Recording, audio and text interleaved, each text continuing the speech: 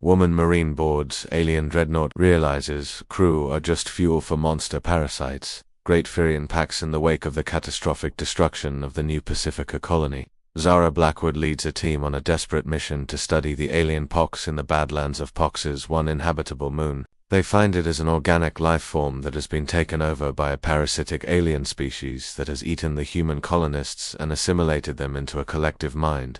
The team finally finds the central nervous system of the organism and battles against the parasites and their human hybrid victims, and destroy it in order to kill the huge fan-leafed creature. They get away with useful information about the enemy's vulnerabilities, but the war against the parasitic aliens is still being fought throughout the galaxy. The klaxon sounded off through the narrow passageways of the USN Defiant as commander. Zara Blackwood raced to the hangar bay, combat boots clanging against the steel plating. Behind her, the huge screen displayed the warped and charred remains of humanity's farthest colony. Its once proud name, New Pacifica, now a byword for disaster. 3 days before, 12 million spirits had inhabited it. Now it was detritus and death, circling the gas giant Kepler-4 for it to be like a monument to human arrogance. Blackwood, this is madness. The voice of Lieutenant Colonel Marcus Chen barked over her comm unit. His inflection was weighted with the knowledge of a man who'd seen too much war, too much death, and who knew that what they were about to try was flirting with suicide. Zara didn't slow her pace. At 28, she'd made more combat drops than many Marines saw in a lifetime. What we knew of her was like a highlight reel of humanity's losing battle against whatever the hell it was that had started systematically dismantling our colonies 6 months back. The Battle of Proxima Station, the Siege of Titan Base, the final stand on Europa Mine Complex. Every battle had been a lesson learned about their foe, every victory one to be lamented, whose cost still haunted her dreams. Marcus, we've been through this, she said, tapping the power pack of her pulse rifle as she joined him in the hangar. That ship is the first surviving alien vessel we've ever encountered. Every other ship we've encountered has exploded as soon as they realized they were going to lose. This is our opportunity to find out something, anything, about what we're truly fighting. 12 Marines from her hand-picked team clambered into the latest Mark 7 combat armor, and the hangar bay was a hive of chaos. Each suit was a marvel of human technology, meant to keep a soldier alive even in some of the most hostile environments that could be imagined. The reactive armor plating would take hits from plasma, and the embedded life support systems would work for 3 days in vacuum.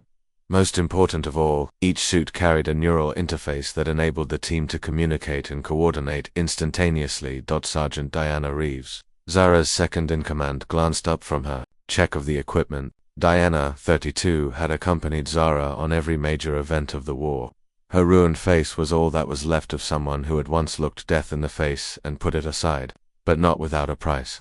From the Europa incident, when she had fought off an alien boarding party single-handed, while evacuating civilians, and received the plasma burns that disfigured the left side of her face. "Ma'am, I've been reviewing the sensor data on the Dreadnought," Diana said, her voice level and firm despite the peril they were in. "That ship's not registered on any of our databases. Organic in form. It is almost grown rather than built. She can roll the ship a little, very, very rudimentary windows, and the hull seems to be some form of biomech cyborg shit, and we're getting huge energy readings.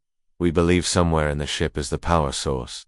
Zara nodded grimly. "The alien dreadnought came into the system 3 hours ago, seeming to tear spacetime itself. The ship was not like the sleek predator-looking ships that they'd encountered before. It was positively massive, around just under 2 kilometers long, and seemed to be in the form of a giant spine or a backbone. Its skin was throbbing with a sickly bioluminescent light, and long tentacle-like protrusions extended from the hull at various points, as if some deep oceanic nightmare had taken shape in the void. The ships all across every frequency imaginable. Private Jake Morrison, their communications expert, went on. He was the youngest, only 24, but his knowledge in xenolinguistics had been crucial in some of their previous activities. "It's not like anything we've ever heard before. It's almost musical, the pattern, but there's something beneath the words that makes the hairs stand up on my arms. I've inputted into every translation mode we've got, but the computer just keeps giving error messages." "What kind of error messages?" "What about his family?" Zara inquired, though she had a feeling she already knew the answer. "Unknown cognitive hazard detected. Potential mimetic contamination. Action recommended. Stop analyzing right away." There was a tension in Jake's voice that was not fully professional. Ma'am, I believe what we're dealing with is something that not only communicates not only through words. I mean, the signal feels itself like it's alive as well. It's not just static. It's not just being beamed like a sort of radio that's beaming to everyone. It feels active. It feels like it's trying to get inside our heads. There was a doom-laden air about that statement and its implications. Humanity's first encounter with alien intelligence, it's safe to say, hadn't turned out the way the optimists assumed it would. Rather than the empathetic explorers or beneficent teachers they'd expected, they met something that appeared to see human civilization as little more than an infestation to be eradicated. The assaults had been quick, vicious, and completely merciless. Whole planets had been sterilized, the inhabitants of whole planet killed or burrowed away completely. Which is why we're going in hard and fast, Zara said, patting her sidearm. One more time. We hop on, we download what we can from their systems, and we take off before they realize we were ever there. The Defiant will stay at the weapons envelope, poised to pull us out the moment we signal. From across the tent, Corporal Elena Vasquez, their resident demolitions expert, glanced up from where she was meticulously arranging shaped charges into her gear harness. And if we can't get out, ma'am, then we make certain that ship never leaves this system in one piece, Zara said without hesitation. Doors aren't all of which you're holding keys. Alina, if anything goes wrong on this one, we have to ensure that these goddamn Mercani don't get even a sniff of whatever intelligence they might have collected about our defenses, but the burden of that responsibility also descended on the team like a pall. They all knew the stakes. Some 24 star systems had Earth's remaining colonies, and, yes, they didn't have enough forces or supplies to protect and sustain them all. With each encounter with the aliens, new and terrifying capabilities were unveiled. Our technological advantages appeared irrelevant against an enemy that had little respect for the rules of classical warfare. The insertion craft at their disposal was a refitted Raptor-class assault shuttle, intended for rapid penetration of hostile defenses. If its stealth coating held, they would be in range before they could be detected, so their ship's magnetic grapples could link them with the dreadnought sides. And from there they would need to figure out how to get inside and hope that their technology would even work in whatever hell that they found. Final equipment check. Zara called and the unit went down to the gear one last time. The Marines were each armed with a standard-issue pulse rifle that could shoot a mixture of kinetic and energy-based ammunition, in addition to a sidearm with 6 bullets. The medical system within their suits would deliver first aid the moment they were hurt, and a neural interface gave them the ability to allow them to share tactical information in real time. Most critically, each suit was also in possession of a deadman switch connected to a small but potent explosive charge. If there was any team member compromised or dead, the team charged blew up. No alien race would be able to take their technology or learn from the remains.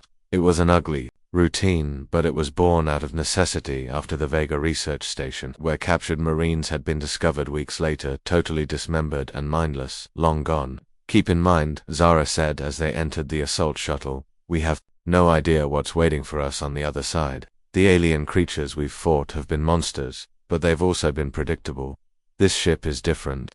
It was there for 3 hours, transmitting the signal, like waiting for something. Stay vigilant, stay together, don't take any unneeded risks.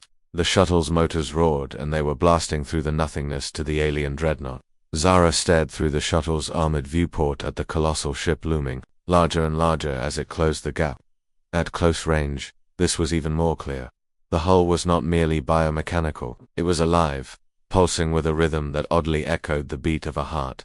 60 seconds to contact, said their pilot, Lieutenant Sarah Chen, Marcus's kid sister and one of the finest shuttle pilots in the Navy. The boat didn't react to us getting near it. No defensive fire, no attempt to escape. They make it almost as if they want us to go on board. The very idea made Zara's blood run cold. In all previous contacts, their foes had fought with a fanaticism bordering on the insane. They hadn't retreated, hadn't surrendered, hadn't had the least interest in communicating or negotiating. It seemed like a trap. The fact that this ship was just lying here in wait for them, but if it were the case, that would be a trap they could do little to avoid catching. The shuttle thudded against the dreadnought's hull, and the magnet grapples activated with a few metallic clicks, and through the hull they heard something else. A deep rhythmic thrum that felt like it was vibrating through the metal of their craft. It had the same rhythm as the pulse of the ship, the rhythm of the signal it had been transmitting. Cutting through the hull now, Alina said, plasma cutter first coming to life on what image-wise at least looked like a maintenance hatch. The alien metal held for a moment longer, then it started to split under the heat. The passage loomed wider and the shuttle began to fill with a peculiarly sweet smell, like a memory Zara had of flowers wilting too long in water. The environment seals seemed to be holding, Diana commented, reading the gauges on her suit. Other side atmosphere. Is breathable, but I'm detecting some strange compounds. Suggest we keep our suits sealed.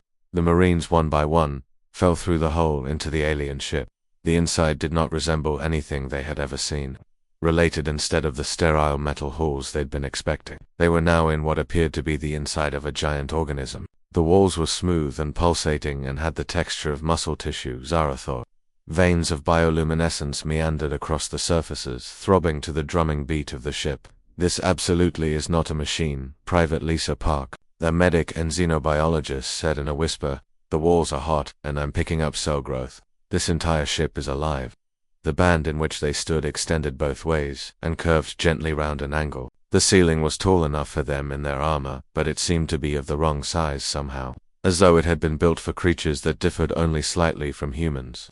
The glowing veins produced enough light, but the way they pulsated produced a disorienting strobe effect. It was hard to gauge a sense of depth. Motion ahead, crackled the report from their sergeant, Kevin Torres, their heavy weapons specialist. His superior sensors had picked up something in the darkness of the woods, just past their lights. 20 meters, bearing 030. It's big, whatever it is. The squad advanced in formation, weapons up. What they discovered was their first glimpse of the ship's crew, and it was even worse than anything they had imagined. The creature had a quasi-human form, but the resemblance ended there. Its skin was a sickly, transparent gray that showed the dark liquid that acted as its blood. Its limbs were too long, too skinny, and terminated in hands with too many fingers. Only, that got the head of the creature, which truly appalled them. They had expected to find a human face. But in that place was instead a mass of squirming tentacles, all of them ending in what appeared to be a small mouth, every tooth of which appeared to be a needle. The suckers wandered, tentacles stretching out, tasting the air, and, when they tasted Marines, they writhed more. Contact front, Zara shouted. But nothing had time to shoot before the creature did something that made everyone stand still in shock. It spoke to, though not from any visible mouth, but straight into their minds. The voice was a multitude of whispers in different languages, but they all knew what was being said. Welcome, children of the dying star. It's about time you got here. Your kind has so much possibility, so much delectable complexity. We'll make it possible for you too. Go beyond what you believe is possible. The thing started to move towards them, not walk but flow, its shape rippling and writhing as it drew near. Behind it, more shapes pushed out of the dimness. Dozens of them, all with the same pale, translucent skin and writhing tentacle faces. Open fire, Zara blurted. Then the corridor flared with the blue-white pulse of weapons. The bolts slammed into the alpha critter, effectively ripping it in two and sending it staggering towards the rear. But sticky as it was, it didn't drop, continuing forward with the wounds in its flesh already beginning to mend. It's healing, Diana said, her voice taut with box-edged fear. The damage isn't sticking. Other monstrosities started outright bounding forwards, their shapes blurring as they drew nearer. One of them jumped out of the gloom and lunged at PVT Morrison, tentacles flailing for purchase against his helmet. Before anyone could move, the creature's body dissolved into liquid, oozing through the joints of his armor. Morrison's screams sounded in the channel as something twitched beneath his skin. They could see the whites of his eyes widen in terror through his helmet's faceplate as the black veins began to slither over his face. Then, suddenly, the sound of his screams ceased, and when he looked at them, his eyes were no longer the eyes of a man. Jake, Diana. Diana called out again, but instead of Morrison, the thing bearing his name only grinned, showing a mouth full of needle-sharp teeth that hadn't been there before. Jake's still in here, the creature said, in Morrison's voice but with a kind of undertone. Something else, something hungry. He's just making room now. We're getting a lot more of it done if we all do it together. The meaning struck Zara like a punch. These weren't mere aliens they were warring against. They were parasites. Beings that could commandeer human hosts, using their bodies as vehicles for whatever it was they in mind. The colonists who disappeared into thin air, had almost certainly been victims of the same horror. Get back to the shuttle, Zara commanded. But when they turned to run, there were more of the animals in their way. They were surrounded, penned into a hallway that was quickly becoming alive with unfriendly forces that could make their allies their enemies. "Ma'am, we're in trouble," Alina said, her voice even as the world erupted in flames around them. "The hole we cut in the hole to get in here is automatically resealing. The ship is literally healing." They could see more movement through the bioluminescent walls, shapes pushing against the translucent barriers, the same as the fish moving. Behind a screen of glass, the whole ship was alive, and they were locked in it like antibodies in the blood of a beast. "Alina, you able to punch us a new out?" Zara inquired, still taking shots at the approaching critters. "I can give it a shot, ma'am, but these walls are thick, and they're still coming back together as we speak. It's going to take time." They didn't have much time. The monsters seemed to be closing in from every angle, and the thing that was once Morrison was striding towards them with the sure step of someone who'd already been in this situation and knew exactly what was going to happen. "You will not get away," it said, still in Jake's voice. "This is the body of ours, and you're just the slag to be absorbed. But don't worry, your identity will not die. It will linger on in us. Mind would not be able to comprehend the miracles you will see." "Not a chance in hell," Zara mumbled, cranking her weapon up to the max. The pulse rifle started to whine and build a charge, and would unleash that in a single blow that would take most of its power cell. "Diana, Torres, Park, cover me. Alina, work on that wall. Everyone else, close a protective circle around her." The Marines functioned with well-drilled coolness. Training took over, even when their situation was nothing short of horror. The corridor echoed with the noises of combat as they emptied their weapons into the oncoming creatures. Some of the aliens went down, ripped by the crossfire, but there were others, and they streamed around the dead and kept coming, apparently indifferent to what had happened to their fellows. Alina applied the plasma cutter to the wall, organic material cooking and smoking where the heat touched it, but even as she sliced into it, they could see the wall attempting to heal itself, new tissue filling the gaps nearly as quickly as she could create them. "It's not working," she reported. "The ship's healing too fast. It would take me a minimum of 10 minutes to cut through, provided it didn't adjust to the cutting beam."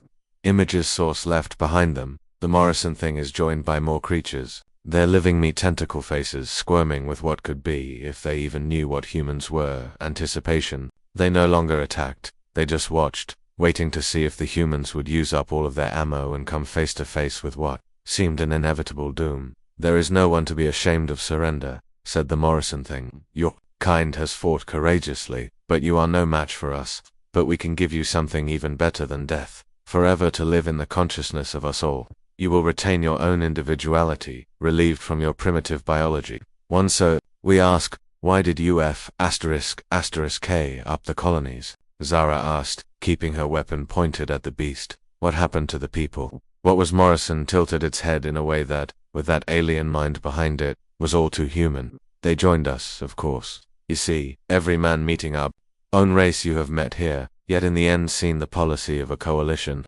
At first a few resist, but all eventually realize that we offer not conquest but evolution. You're parasites," Dr. Park said with disgust in her voice. "You are biological predators who feed off other species." "We are symbionts," the creature corrected me. "We make our hosts better, give them abilities they couldn't dream of possessing on their own. The humans we absorbed are stronger, smarter, tougher now than they were before. We have kept their memories, their personalities, their very selves. So why do they look like you?" Diana waved a hand at the tentacle-faced creatures all around them. "Form follows function," the Morrison squish said. "The organisms are able to consume more material with their tentacles, and to work the environment more finely, with long arms to extend the range and the reach. As a result, the invisible skin is more compatible with the auger for which the ship was built. These are improvements, not degradations." One of the elongated arm-like appendages stretched outwards from the creature, magically elongating, so not only was it able to reach the wall behind Alina, but more besides. Its hand became an extension of the wall's surface, and suddenly the plasma cutter jammed. "The systems of the ship are reacting to your efforts to harm it. It is learning to defend itself against your weapons. Before long your weapons will be useless here." Zara's thoughts were reeling, searching for the way out of this seemingly impassable morass. They found themselves trapped inside a living ship that was actively working against them, with creatures that could commandeer their bodies and transform them into more of themselves. Looks like their weapons were no longer effective and their escape path blocked. And she remembered something from their briefing. The ship had been emitting a signal, something their computer had processed as a possible cognitive threat. Perhaps, if the signal were how the creatures communicated, it was also how they synchronized and pulled along a collective consciousness. Torres, she muttered, you still got those EMP grenades? The heavy weapons specialist nodded and patted a pouch on his belt. 3 of them, ma'am, but it's designed to take out electronics, not living systems. But what if the biological systems are wired up with electronic devices? Zara asked. These things go through the majority of a ship, so they should be able to interface anywhere with the tech. Perhaps they're more reliant on electronic systems than we think. It was a wild idea, but it was the only one she could come up with. The EMP grenades would short out their own gear too, and they would be defenseless. But if it could interfere with whatever network the creatures were using to communicate and plan, then it might give them a fighting chance to get away, she said, lifting her weapon. Torres, deploy all 3 grenades. So, everyone, the EMP hits. We move to the nearest wall, blow our way free, the old-fashioned way. Alina, you got any chemical explosives that don't need electronics?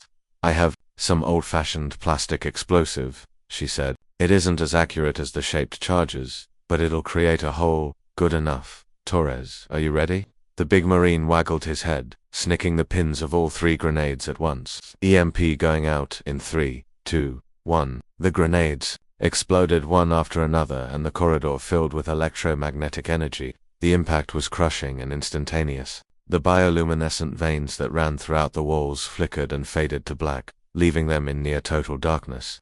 The beasts gave a chorus of a droning howl, as the sound came from the walls themselves, and a few of them stumbled backward, stiffening and freezing in place. But the husk that had been Morrison still stood. Although it definitely looked as though the electromagnetic pulse had weakened it, it twitched and spasmed, and when it did speak, there was static inside the sound of its voice. Smart, it said, as it tried and failed to hold its balance, but ultimately futile. The disruption is temporary. Our body systems will adjust and bounce back in minutes. Then we'd better hurry, Zara said, as she drew her sidearm, now that her pulse rifle was dead. Alina, blow the wall. Rest of you, ready manual assault. The sound boomed in the close confines of the passageway, and clots of material rarefied organic stained their combat armor. But the math had been there for Alina all along, and the explosion knocked out a wall, through which they all survived. They filtered through the opening into what they could see was yet another corridor, but this one was packed with a thick, placid liquid rising to their knees. The walls were different here, clearer, and they could see through them and into the inner workings of the ship. What they saw made them realize at last what they were truly up against, that it wasn't that the ship was alive. In fact, it wasn't alive at all. There wasn't a crew that they'd been fighting. They were a part of it, projections of its consciousness, just as white blood cells are extensions of a body. The whole ship was a single machine, and it held them. We've got to get to the heart of the ship, Dr. Park replied with awe in her voice. Despite the situation they are in, if this is all a single organism, then there has to be some centralized nervous system, a brain that controls it all. If we can damage that, we can shoot the whole thing down, Zara concluded. But where is it? This ship is 2 kilometers. From bow to stern. The energy signs we picked up before that, Diana said. They were most intense in the middle section of the ship. Most likely, that's where we have to go. Behind them they could hear the beasts beginning to stir once more. Their coordination regathered as they became accustomed to the electromagnetic flow, and the walls surrounding them were once more beginning to glow. The phosphorus veins of bioluminescent brightened slowly back to life. Let's go, Zara commanded, and they started wading through the viscous liquid to what they hoped was the center of the ship. The hall branched again and again, leaving no time to make decisions about which turn to make. Meanwhile, they heard the chasing down the hallway. The things moving through the passages of the ship like blood in veins. They came out of that liquid duct, into a great chamber that took their breath away. The area was huge, more than 100 meters, across and twice as high. The walls were lined in what appeared to be neural tissue, throbbing networks of nerve fibers passing bioluminescent signals back and forth. And at the heart of the room, caught in the net of organic cables, sat something that may have been a brain dot. It was a building-sized thing, an organ of massive proportions that beat its own internal rhythm. Smaller structures that looked like auxiliary processing centers buzzed with activity around it. The air was heavy with the sweet, sickening smell they had smelled earlier, but now it was so strong it was causing their eyes to water even through their sealed suits. That's it, Dr. Park whispered in amazement. That's the nervous system of the ship. It's gorgeous, in a horrifying sort of way. It's also what we're aiming for, Zara said. counting her remaining bullets. Alina, what's your ordnance load? Enough to make a dent, but I don't know if it will be enough to kill something that big. We'd have to get inside of it somehow. Plant charges in the neural tissue from close range. It was as if they were being sensed, for the giant brain pulsated faster and the patterns on the wall grew in intensity. And then suddenly a voice screamed directly into their heads, not the cacophony of whispers they'd been hearing, but a single, deafening voice. Why do you resist? I give you immortality, perfection, emerging in something higher than yourselves. Your people are young, violent, and given to chaos. I can give you peace. The voice was hypnotizing, captivating, and Zara could feel herself weakening. A part of her wanted to listen, wanted to know what the creature was offering. But then she thought of New Pacifica, of the 12 million people who had died, and her resolve returned. We fight. Because we're the ones who do, she spoke, aiming her gun at the giant brain. That's because our chaos, our violence, our youth, that's what makes us human. We would rather die free rather than live as slaves. Then, so you shall die, the voice answered. And next moment the monsters by which they had been surrounded swarmed into the room. They streamed in from dozens of apertures, sliding like water across the floor and walls. But these were not the pale, translucent beings they had encountered in the past. These were unlike it, however, more human to look at, and with a start, Zara realized what she was seeing. The colonists, Diana breathed. They're the missing colonists. The creatures lurching towards them had human faces, human forms, but unspeakable. Eyes that brimmed with alien intelligence that stared through borrowed meat. They swayed together in perfect unison, together becoming a single organism, with many bodies, and when they spoke it was in the voices of people who had once been human. We were like you once, one of them said, in a voice that could have been that of a young woman. We recall the fear, the pain, the isolation, but that's all gone now. We belong to a vast superstructure, a thing that exists beyond the stars. Join us, said a different one, this with the sound of an old man. Let us take you what we have learnt, help us spread the beauty of unified consciousness. They started circling the Marines. No attack, just showing themselves, giving an option, and for the briefest of moments, Zara could understand why. These creatures seemed satisfied at rest in a manner that man seldom achieved. They had discovered something humanity had been seeking for all of its existence: unity, purpose, belonging. But then she noticed something more. In the midst of their smiling propensity, in the midst of all their laughter, content, their eyes seemed to gleam with tears. Beneath the strange intelligence, it was still the original human consciousness buried, held captive there, screaming soundlessly for escape. No, she said firmly.